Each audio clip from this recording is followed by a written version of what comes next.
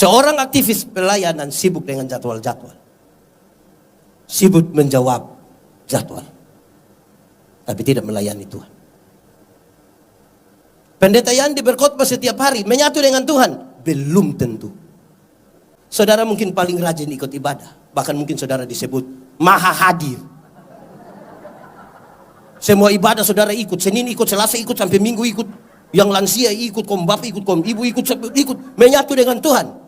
Belum tentu.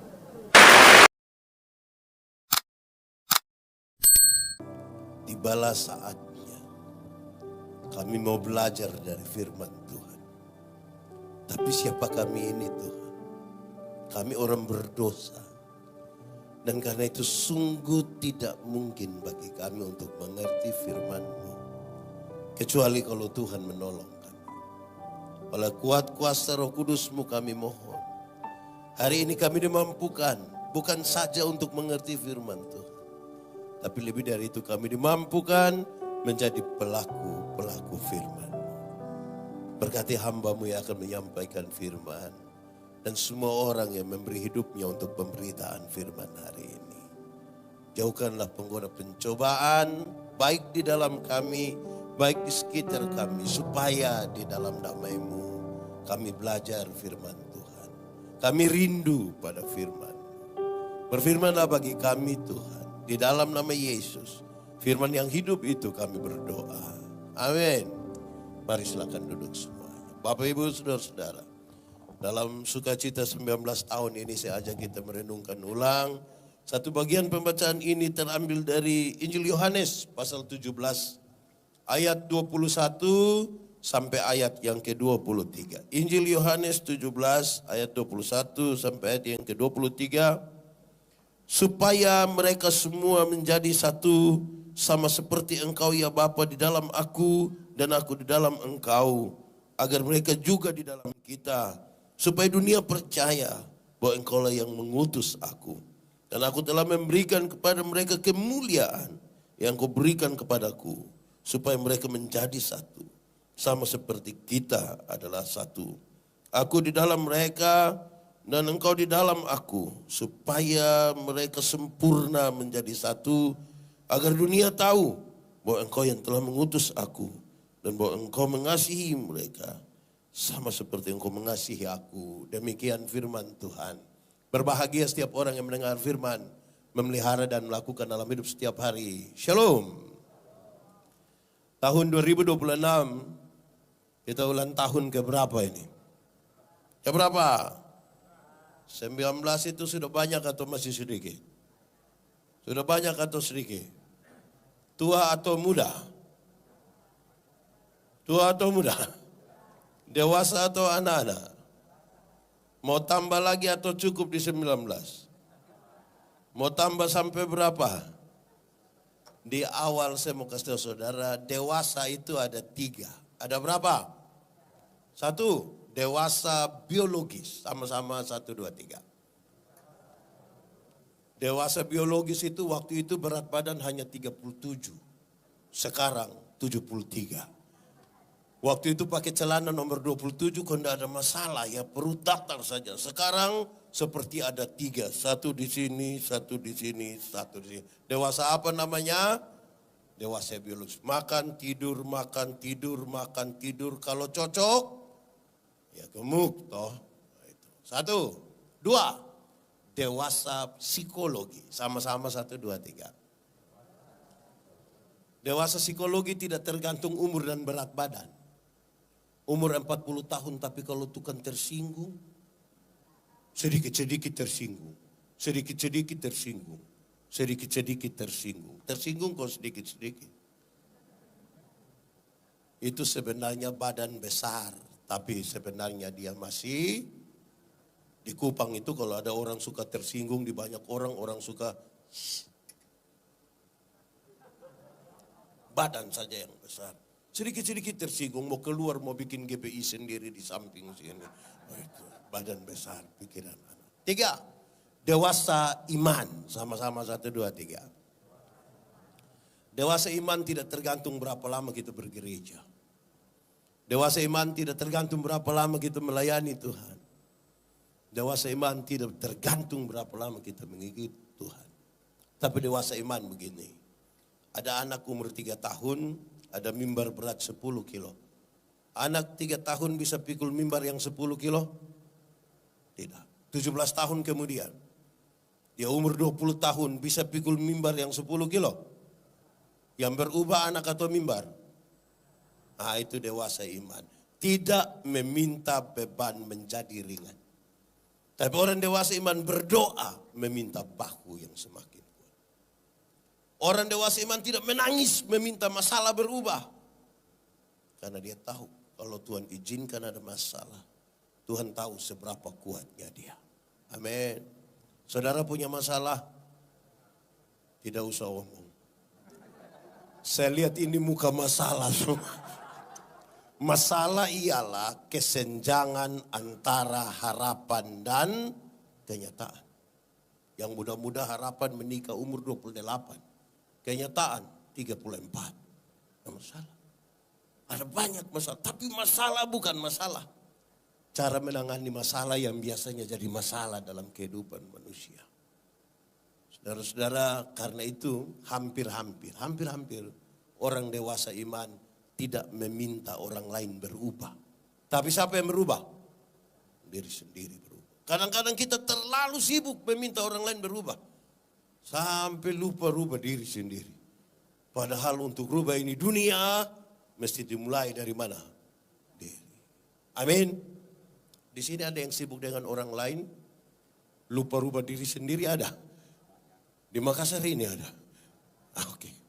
Baik, sekarang kita mulai. Murid Tuhan Yesus ada berapa? 12. Banyak atau sedikit itu? Sedikit atau banyak itu? Nah, itulah sudah. Lebih banyak jemaat di sini atau murid Tuhan Yesus lebih banyak? Wah, murid Tuhan Yesus lebih sedikit ya. Mereka yang sedikit hanya 12 orang. Ada pejabat, tapi ada masyarakat biasa. Ada pejabat seperti Lewi, pemungut cukai. Tapi ada nelayan-nelayan kecil masyarakat biasa di Galilea. Petrus, Yakobus, Yohanes, Andreas. Ada orang tua, Yakobus. Tapi juga ada anak muda seperti Yohanes. Ada yang bekerja untuk kepentingan kerajaan Roma. Kerajaan Romawi menaksir pendapatan di satu wilayah. Dia lelang jabatan, orang boleh pungut di situ. Tapi kemudian kirim ke Roma, dia juga boleh makan dari pungutan itu. Tapi ada yang anti kerajaan Roma.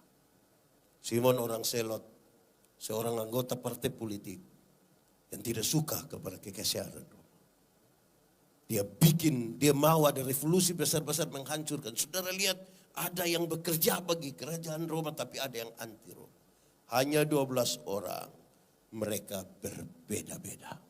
Ada pejabat, ada masyarakat biasa. Ada orang tua, tetapi ada juga ada yang bekerja untuk kepentingan Roma, tapi ada yang anti terhadap Roma. Ini potensi bermasalah. Lalu Tuhan Yesus berdoa supaya mereka menjadi satu. Sama-sama 1, 2, 3. Supaya mereka menjadi satu. Bukan supaya mereka menjadi seragam.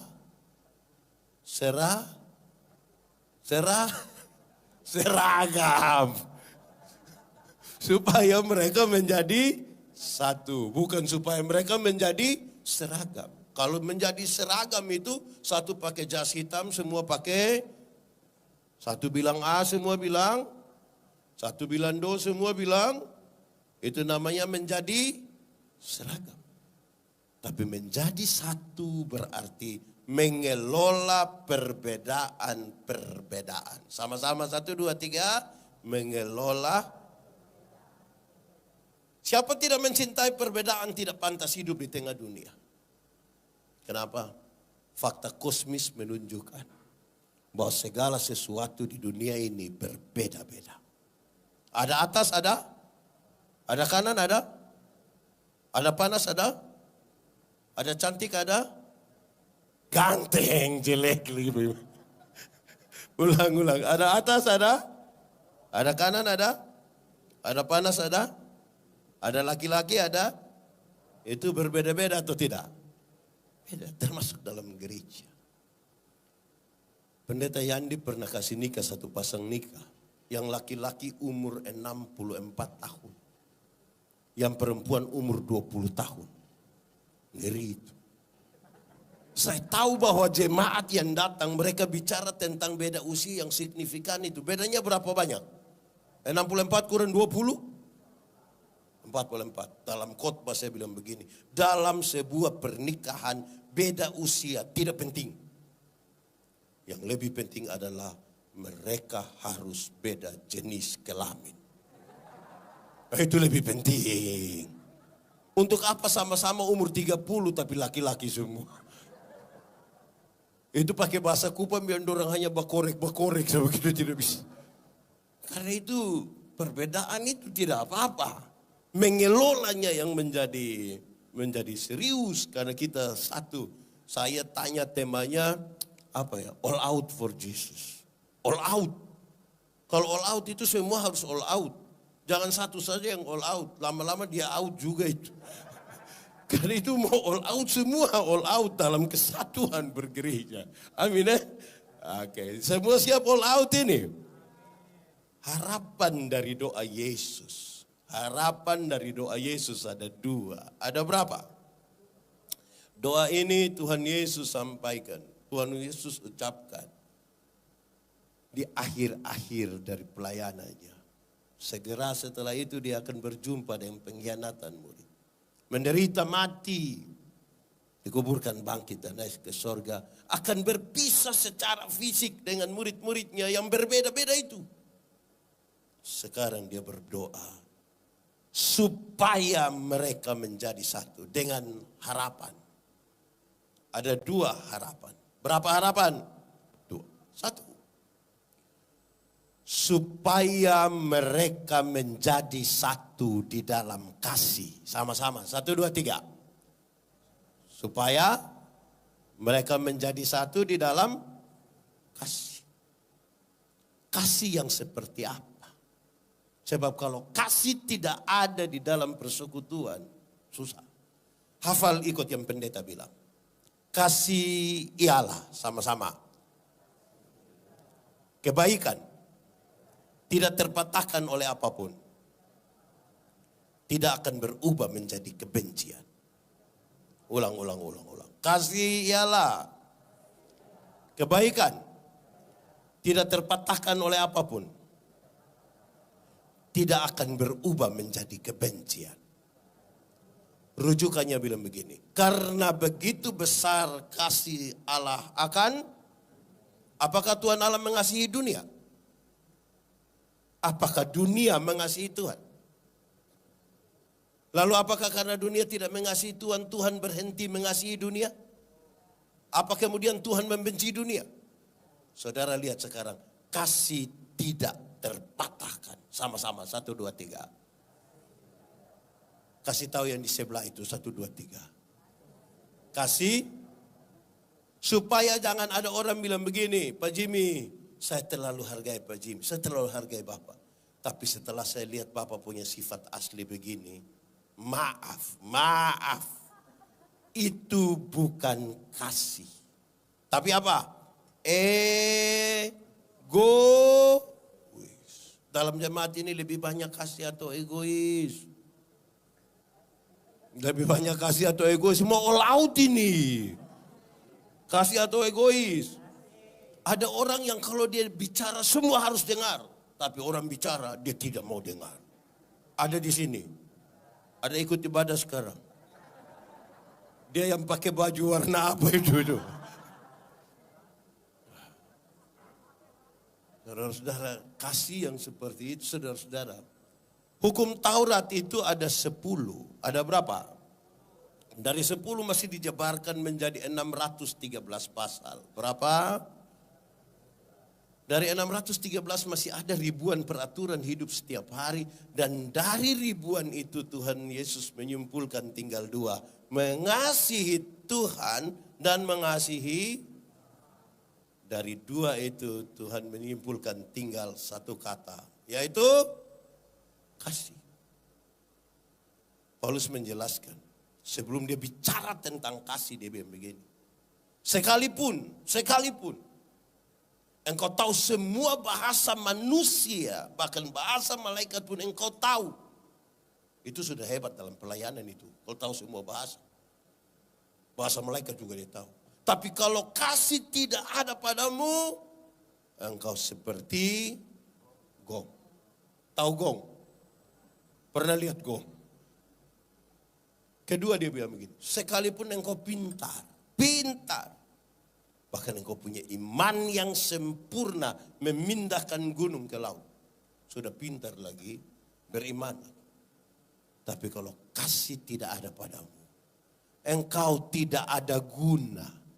Pintar tapi tidak ada guna. Sama-sama 1, 2, 3. Pintar tapi, mau bikin apa orang pintar tapi tidak ada guna itu? Sekalipun engkau orang baik sekali, sangat baik. Bahkan karena kebaikan engkau memberikan semua yang ada padamu. Semua. Bahkan memberi dirimu untuk dibakar. Di sini ada yang pernah kasih diri dibakar. Jadi sate begitu. Kalau kasih tidak ada padamu, engkau tidak ada faedah. Baru dia bilang begini. Kasih itu sabar. Sama-sama 1, 2, 3. Kasih tahu yang tidak sabar di sebelah itu. 1, 2, 3. Kasih itu. Saya mau tanya, jemaat di sini sabar-sabar semua? Di sini orang sabar semua ini? Puji Tuhan. Sedikit lagi dunia kiamat. Sabar dalam Alkitab tidak berkaitan dengan kapan habis waktu. Kapan itu pendeta habis khotbah itu? Tidak. Sabar dalam Alkitab berkaitan dengan 2 hal. Berapa hal? 1. Sabar terhadap situasi. Sama-sama 1, 2, 3. Ada situasi-situasi tertentu dalam hidup yang kita tidak suka. Tapi firman Tuhan bilang, ada sakit penderitaan yang kita tidak mau jalani. Sudah kanker bertahun-tahun, berdoa bukan tambah baik. Makin menurun kita punya fisik. Seperti mau mati rasanya. Tetap firman Tuhan bilang, sabar. Ada masalah dalam gereja yang kita mau segera selesai hari ini. Tapi sepertinya Tuhan biarkan dia berjalan lebih jauh, lebih lama, lebih panjang. Firman Tuhan tetap bilang, sabar. Sabar terhadap situasi. Saudara kalau tidak sabar tidak bisa all out. Tapi yang kedua, sabar terhadap orang. Sama-sama 1, 2, 3. Kasih tahu teman di sebelah itu 1, 2, 3. Kenapa sabar terhadap orang itu penting? Karena ada orang-orang tertentu di sekitar kehidupan berjemaat yang sangat menjengkelkan. Tapi firman Tuhan bilang, ada tetangga-tetangga dekat rumah itu sangat menjengkelkan. Tapi firman Tuhan bilang, ada sesama pelayan itu sangat menjengkelkan. Tapi firman Tuhan tetap bilang, ada suami. Ada kok tidak? Sangat menjengkelkan. Tapi firman Tuhan bilang, ada istri. Ada. Di Makassar ada. Siapa punya istri itu? sangat menjengkelkan. Tapi firman Tuhan bilang,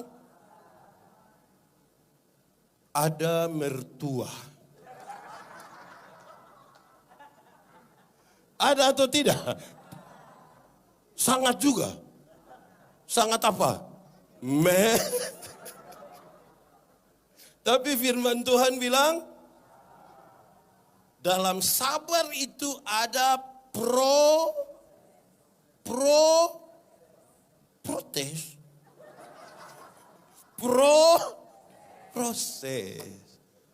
Orang kalau tidak mau berproses bagaimana all out? Jemaat. Di sini tidak ada jemaat. Sudah meninggal semua ini. Jemaat. Dulu di dunia ada satu binatang namanya ayam. Oh sekarang juga ada ya. Tapi ayam dulu itu hanya dibedakan atas ayam jantan dan ayam betina. Tapi tiba-tiba muncul ayam potong. Akhirnya ayam yang tadinya hanya ayam, sekarang sudah jadi ayam kampung. Karena sudah ada ayam potong. Ini yang membuat manusia bingung. Apakah ini ayam kampung yang dipotong atau ayam potong yang di kampung? Tapi dari segi prosesnya jelas. Ada yang pelihara ayam kampung di rumah ada? 2 ekor ada? Tidak ada. Saudara makan apa saja? Ada yang pelihara 2 begitu ada? Tidak ada. 5 ada? Kasih 1 dong.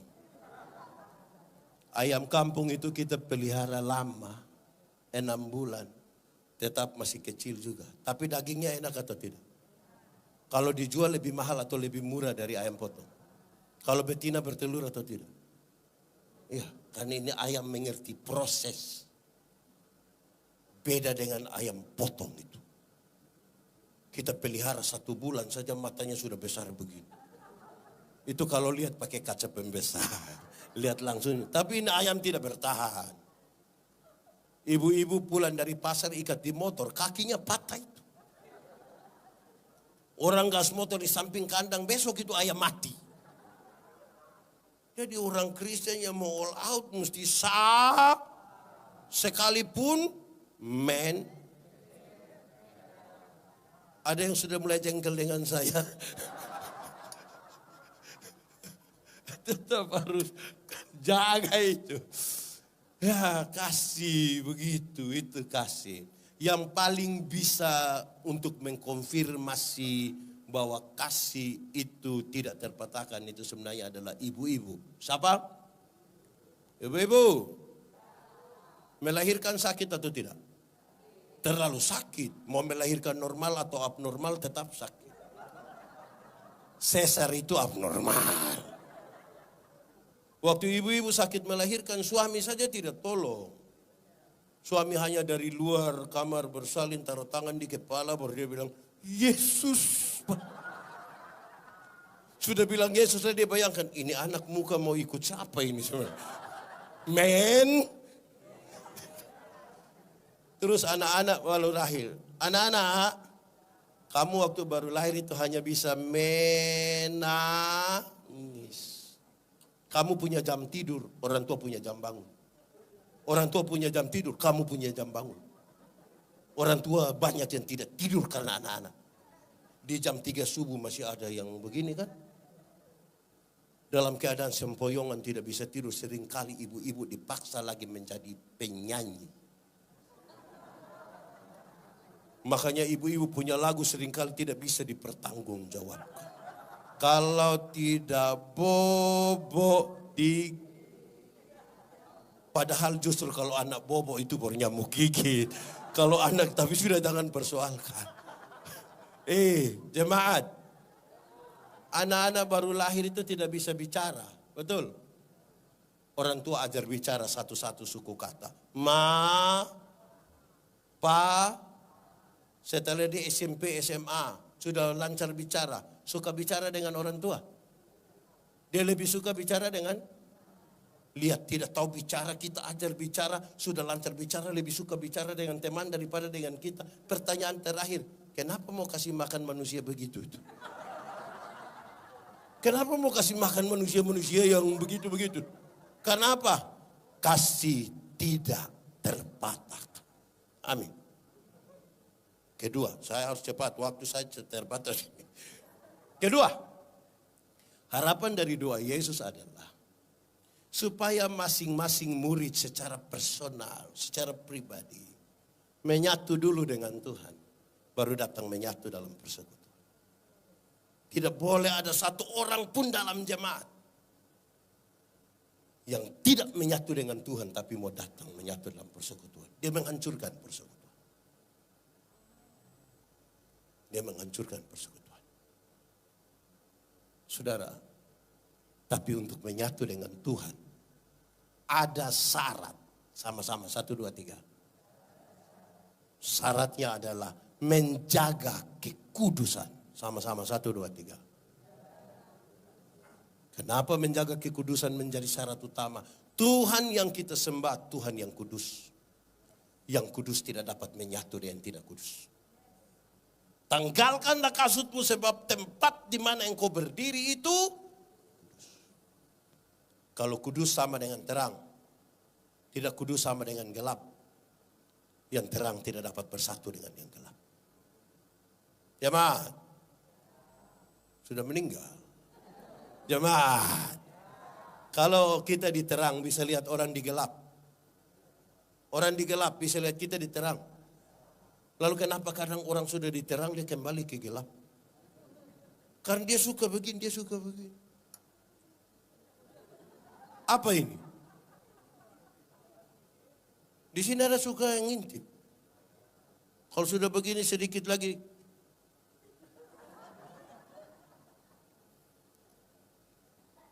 Tanpa kekudusan, kita hanya aktivis pelayanan. Sama-sama, 1, 2, 3. Tanpa kekudusan, kita hanya aktivis pelayanan. Seorang aktivis pelayanan sibuk dengan jadwal-jadwal. Sibuk menjawab jadwal. Tapi tidak melayani Tuhan. Pendeta Yandi berkhotbah setiap hari, menyatu dengan Tuhan. Belum tentu. Kalau tidak menjaga kekudusan. Ini yang tadi menyanyi di sini, bagus kok tidak? Tepuk tangan dulu. Menyatu dengan Tuhan, belum tentu. Kalau tidak menjaga kekudusan. Ini yang pemain musik ini. Bagus sekali, saya lihat itu anak dipukul-pukul. Saya yang tidak tahu, orang tanya pendeta yang tahu main musik. Saya bilang hanya satu. Apa itu? Alat musik tiup. Saksofon? Tidak. Apa yang bisa buat? Peluit.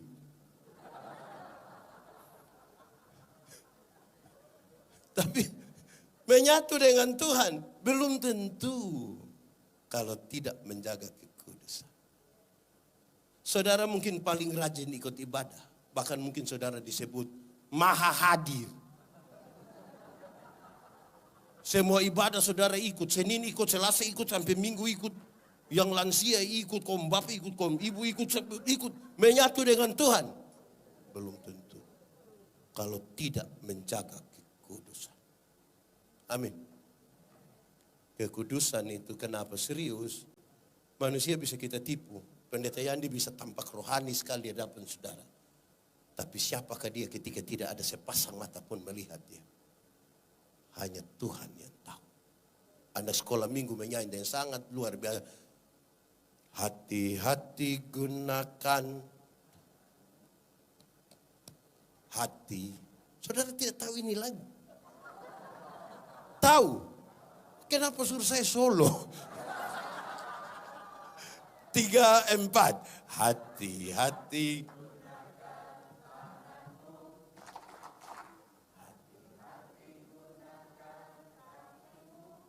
Karena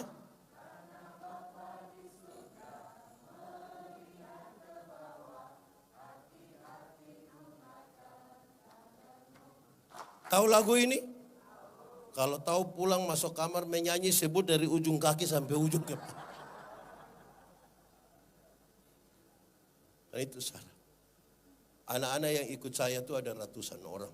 Satu hari ada datang bilang ke saya, Bapak, saya rasa diri kosong. Padahal tiap hari saya pelayan. Ya saya lihat kau ini kosong. Kau tidak ada isi ini. Kenapa Bapak yakin sekali kalau saya kosong? Iya. Karena kau waktu datang pelayanan. Dia jadwal banyak sekali dia. Tambah saya pelayanan yang banyak, dia sibuk betul. Tapi kenapa saya bilang dia kosong? Dia datang sibuk siap alat. Dia siap mikrofon, dia siap televisi, dia siap semua. Pas khotbah, dia hilang. Habis ibadah dia datang guling-guling kabel lagi dia. Bagaimana mau berisi? Kosong. Kalau itu yang saudara kerjakan, teman-teman event organizer lebih hebat.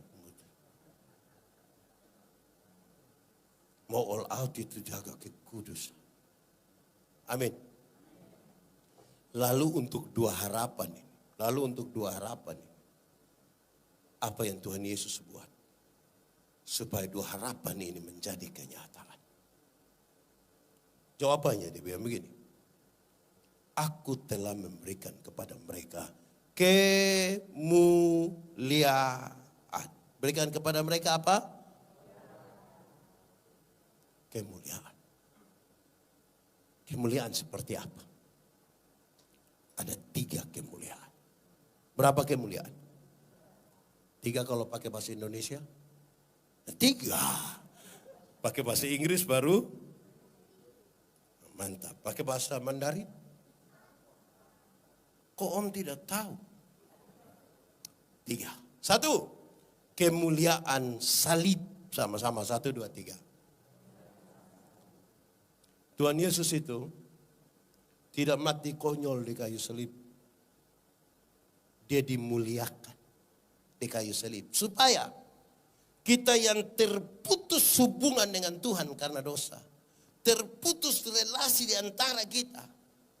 Menjadi satu karena salib itu. Amin. Jemaat. Saudara ikuti di media sosial. Satu pendeta bisa menghakimi dan menghujat pendeta lain. Satu denominasi gereja bisa menghakimi, bisa menghujat denominasi gereja yang lain. Kenapa? Yang kita pertengkarkan semua hal yang ada di luar kemuliaan salib. Kita membawa orang datang untuk membesarkan organisasi gereja tertentu. Tapi tidak membawa orang datang pada Kristus. Kita membawa orang datang kepada manusia dan bukan kepada Kristus. Beberapa orang bilang, pendeta, sudah jadi pendeta besar. Tidak ada pendeta besar. Pendeta badan besar banyak. Pendeta besar tidak ada. Yang besar itu hanya siapa? Tuhan. Tidak boleh ada satu alasan apapun yang membuat kemuliaan salib itu kemudian bergeser dari yang seharusnya. Amin. Saudara kalau datang kepada salib Kristus, paling tidak hanya 2 gerakan. Gerakan pertama, kalau serius kita datang pada salib Kristus, orang hanya bisa menunduk, tidak mampu mengangkat kepala. Dia sambil menangis dan mengaku dosa. Kalau dia harus angkat kepala, menengadah kepada salib itu, dia hanya angkat tangannya dan berserah kepada Tuhan. Dalam persekutuan, kalau orang datang hanya untuk mengaku dosa dan berserah, menerima kemuliaan itu, menurut saudara, ini persekutuan yang baik atau tidak? Sehat atau tidak? Ini yang namanya persekutuan. Yang datang menyembah, yang datang mengaku dosa, yang datang dalam kesatuan. Saudara, saya bilang pada saudara, di dalam gereja tidak ada Superman. Superman itu tokoh hayalan. Tidak ada. Apa yang kita bisa harapkan dari manusia seperti Superman itu? Yang pakai pakaian saja terbalik. Yang di dalam di luar, di luar di dalam. Warna-warni lagi. Apa yang bisa kita harap? Persekutuan itu menandakan sesuatu yang lebih hebat dari Superman. Super team. Sama-sama, 1, 2, 3. Bayangkan kalau tim kita tim yang tukang tersinggung. Mau all out bagaimana? Dia akan outkan diri sendiri. Super team. Saudara tahu kalau ada ibadah-ibadah begini, ada KKR. Pendeta Yandi datang hanya berkhotbah. Yang main musik orang lain. Yang atur ini orang lain. Yang pakai kamera orang lain. Betul ke tidak? Itu tim.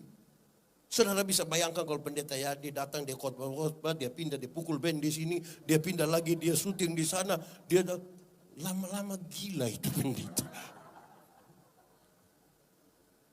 Jemaat, pintar sekalipun, ingat, pintar itu terbatas. Sama-sama, 1, 2, 3. Karena pintar itu terbatas, maka kita butuh orang lain. Amin. Pintar itu, bodoh itu yang tidak ada batas. Dia mengalir saja. Jadi kalau di Kupang itu ada orang terlalu bodoh, kita bilang, kalau kau bodoh ukur-ukur sedikit. Jangan kau bawa itu bodoh semua itu. Supaya kita sadar bahwa kita sementara membutuhkan orang lain. Amin. Kedua, kemuliaan ketaatan. Sama-sama, 1, 2, 3. Tuhan Yesus itu taat. Bahkan taat sampai mati. Supaya apa? Supaya kita yang telah terputus hubungan dengan Tuhan menjadi satu. Karena ketaatan dia. Ada satu orang datang bilang, saya begini, pendeta Yandi, kalau Yesus itu Tuhan, kenapa waktu itu serdadu-serdadu datang tangkap dia, dia tidak kasih tunjuk sedikit kuasa? Pasti orang jatuh di situ langsung percaya toh. Terus dia lanjut, coba kalau saya yang Tuhan, saya bilang makanya engkau tidak mungkin jadi Tuhan itu. Yang macam engkau tidak mungkin jadi Tuhan itu. Karena Tuhan Yesus itu taat. Bahkan taat sampai mati. Supaya kita menjadi satu. Amin. Banyak jemaat tidak taat. Banyak hamba Tuhan juga tidak taat. Mau apa bagaimana kalau tidak taat? Beberapa orang menyebut dirinya orang benar. Dia sebut dia tinggal dalam kebenaran. Apa memang begitu? Tidak. Saya kira saya berkhotbah di sini waktu itu saya bilang begini. Ada 2 kata dalam bahasa Indonesia, benar dan betul. Benar dan betul sama atau beda? Sama atau beda? Beda atau sama? Sama atau beda? Beda atau sama? Sama dong. Benar bisa berarti betul, betul bisa berarti benar. Tapi 2 kata yang sama ini sama-sama diberi awalan ke dan akhiran an. Benar akan jadi kebenaran. Betul akan jadi? Masih sama artinya? Tidak. Beda kan? Sekarang saya mau tanya, hari ini kita ikut ibadah di sini, kebenaran atau kebetulan? Kebe. Saya lihat saudara mulai ragu juga. Kalau Yesus berkorban bagi saya dan saudara, kebenaran atau kebetulan? Kalau kita masih hidup hingga hari ini, kebenaran atau kebetulan? Kalau dia menyiapkan surga bagi kita, kebenaran atau kebetulan?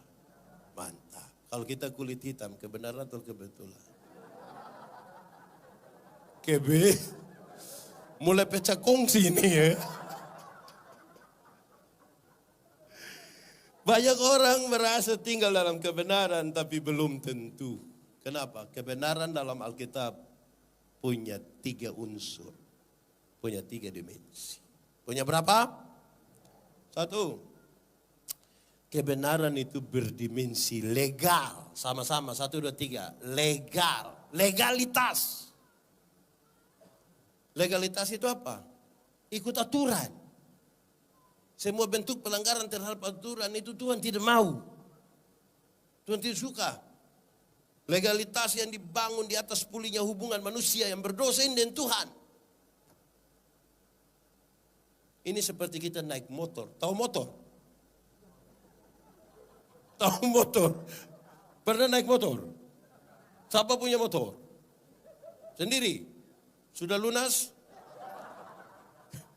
Naik motor itu kalau SIM ada, STNK ada, lampu-lampu ada, kaca spion ada, pakai helm, operasi lalu lintas di situ. Berani masuk? Coba kalau SIM tidak ada, helm tidak ada, kaca spion tidak ada, lampu-lampu tidak ada, operasi situ berani masuk? Kenapa tidak berani? Tapi saudara punya om polisi kan? Kalau kita lengkap ikut aturan, SIM ada, kaca spion ada, lampu-lampu aja, pakai helm, operasi di situ, kita pergi. Sampai di situ dorang tidak tahan, kita putar kembali. Polisi bilang, kenapa kau putar kembali? Papa tolong periksa saya, tolong periksa. Ujilah Tuhan, cobalah. Berani bilang di Tuhan begitu.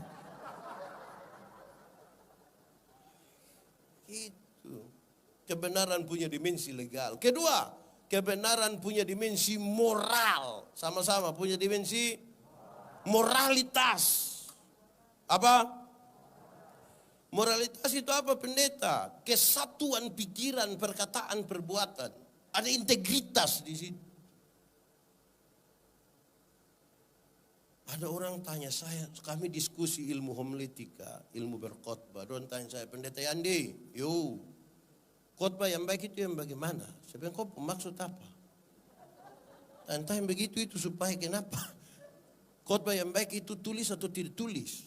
Berapi-api atau berair-air? Saya bilang khotbah yang baik itu bukan soal tulis atau tidak tulis. Bukan soal berapi-api atau berair-air. Khotbah yang baik itu bicara apa, bikin begitu. Jangan bicara lain, buat lain. Ada orang yang lebih parah, bukan sekedar omong lain, buat lain. Ada yang malah pikir lain, omong lain, buat lain. Hasilnya kelainan. Saudara kalau ketemu orang kelainan itu kan tidak sinkron. Di Makassar ini ada yang kelainan. Kebenaran itu punya dimensi moral. Kebenaran itu bermoral. Amin. Kenapa? Semua yang kelihatan baik belum tentu dibangun di atas motivasi yang benar. Belum tentu. Karena itu Paulus bilang, apapun juga yang kamu perbuat, perbuatlah dengan segenap hatimu. Seperti untuk, dan bukan untuk. Contoh, ingat tidak semua senyum tulus. Kita senyum toh, tulus. Belum tentu saya datang, saya bilang, Shalom. Saya lewat bersepare. Saya khotbah di banyak bank di Indonesia. Saya bilang ini ibu-ibu yang kerja di bank ini. Cantik-cantik semua. Mau lihat jauh, lihat dekat, tetap cantik. Dorang pakai pakaian bagus-bagus. Bekerja di ruangan ber-AC. Tertata rapi lagi. Hai, kita pergi di bank ini macam tidak mau pulang. Macam mau lihat-lihat terus dorang punya muka begitu. Kita baru naik tangga terakhir. Dengan santun mereka bilang begini. Selamat siang. Ada yang bisa kami bantu? Terus saya tanya dorang. Ibu-ibu. Siapa di antara ibu-ibu yang bangun pagi lihat suami pas bangun. Terus dia bilang. Selamat pagi. Ada yang bisa kami bantu. Ada ibu-ibu begitu. Karena itu. Bikin apa-apa itu tulus. Contoh yang paling ringan itu jabat tangan. Habis ibadah jabat tangan itu. Ada dua cara jabat tangan yang saya paling suka. Satu, dia hanya kasih saya potong saja. Ini ujung saja dia datang. Najis kah? Orang jabat tangan itu full. Penuh. Betul atau tidak? Itu pertama, tidak tulus itu. Kedua, dia sudah bagus, sudah jabat tangan full begini. Tapi dia tidak lihat kita. Dia lihat orang, iya nanti. Lalu kita, jeng. Ketiga, saya waktu semua habis. Kebenaran punya dimensi sosial. Sama-sama, 1, 2, 3. Sosialitas. Sosialitas itu apa? Kepekaan untuk turut mengambil bagian dalam penderitaan orang lain. Solidaritas. Kenapa Yesus berkorban bagi saya dan saudara? Karena dia solider dengan kita. Amin. Tapi manusia ini tingkat solidaritasnya itu rendah. Saudara pernah belanja di swalayan? Abaikan dulu uang yang digital itu, yang uang cash bayar. Pernah? Di swalayan pernah? Pernah tawar di swalayan? Kenapa tidak mau tawar di swalayan? Pemilik swalayan orang kaya atau orang miskin? Beli di orang kaya tidak tawar. 99.000 dia kasih uang 100.000. Mau kasih kembali dia bilang kau dapat saja itu. Tapi pagi-pagi dilihat oma-oma ada jual sayur. Ini oma susah, mungkin pulang jual sayur sudah mati ini oma. Tawar atau tidak? Tawar dia tahu juga. Itu tawar terlalu mengerikan. Oma sayur berapa? Oma susah senang. 3.000. Hah? 3.000? Boleh 9.000. Kadang-kadang sudah begitu tambah satu kalimat. Boleh 9.000. Oma tanam sendiri juga. Itu kalau saya yang jual saya bilang bawa gratis saja ibu bawa sendiri. Jemaat. Tanda solidaritas mulai besok itu tawar sayur kebalik dari itu. Tanya oma sayur berapa? 3.000. Maaf oma, maaf. Boleh 3.000 oma?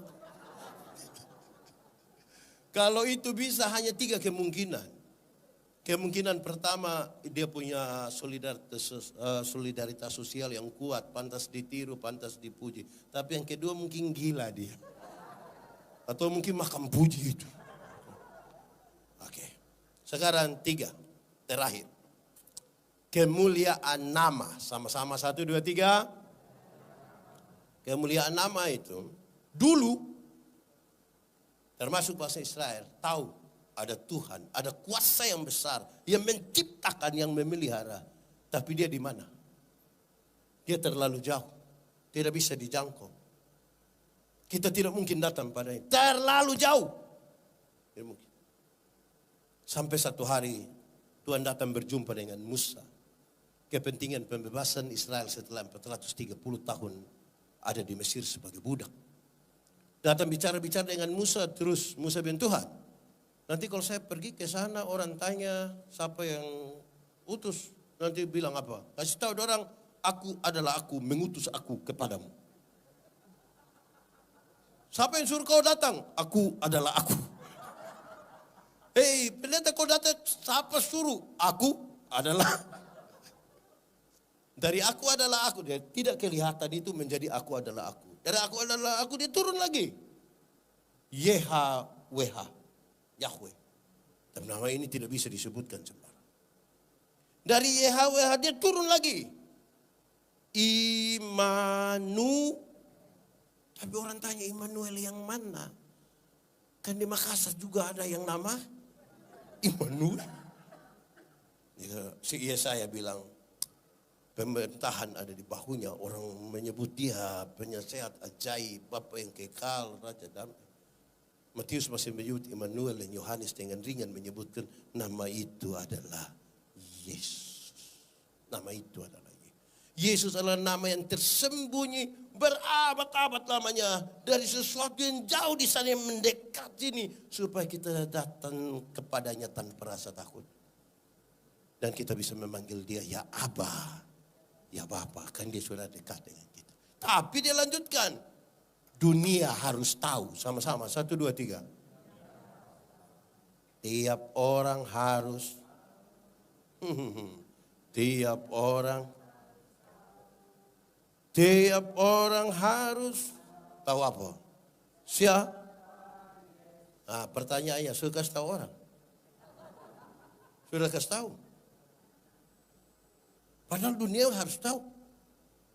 Saya mau tanya dulu, kalau sebentar pulang pendeta bagi-bagi uang, satu orang 200.000, senang atau tidak? Cerita orang atau tidak? Pasti dia cerita ekspresif, kau rugi tidak ikut ibadah itu pendeta bagi kita. Wah. Yesus berkorban bagi kita lebih mahal atau lebih murah dari 100.000? Yakin? Sudah cerita orang? Dapat pulsa 20.000, saya semua dunia tahu. Capture baru muat di Facebook, tulis terima kasih. Pulsa sudah masuk. Besok lagi ya. Tapi Yesus berkorban bagi dia, mulutnya terkunci untuk tidak katakan kepada orang lain. Nama Yesus itu yang buat saya orang tanya, pendeta Yande, yo kau yakin masuk surga? Yakin. Kenapa kau yakin? Ada orang dalam di surga. Mau kerja di perusahaan saya pakai orang dalam. Apalagi mau masuk, harus ada orang dalam. Siapa namanya? Namanya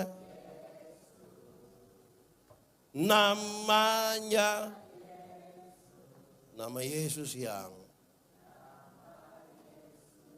saya lihat saudara ini tidak mau menyanyi. Sama-sama. Namanya Yesus.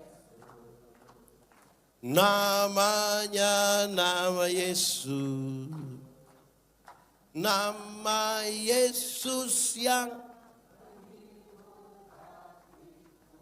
kasih tahu dong kepada dunia ini toh. Amin. Mari tunduk kepala di hadapan Tuhan. Kalau kamu dengar suaranya, jangan keraskan hatimu. Minta Roh Kudus lembutkan hati yang keras. Nikmati 1-2 menit ini bersama dengan Tuhan dan katakan sesuatu yang jujur kepada Tuhan hari ini. Tuhan, terima kasih. Kami belajar sesuatu dari firman-Mu di ulang tahun ke-19 ini. Berkati kami semua dengan firman-Mu. Kami percaya kalau Tuhan dalam kami dan kami dalam Tuhan, benih firman-Mu bertumbuh dan berbuah dalam hidup kami. Biarlah firman-Mu jadi pelita bagi kaki kami, sekaligus terang bagi jalan kami. Terpuji nama Tuhan, di dalam nama Yesus kami berdoa. Yang percaya sama-sama kita katakan. Pemberitaan firman Tuhan selesai, Tuhan berkati kita.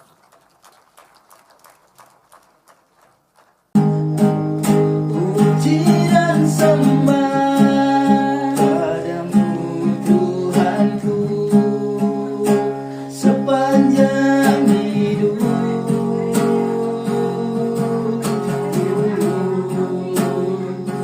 Inilah yang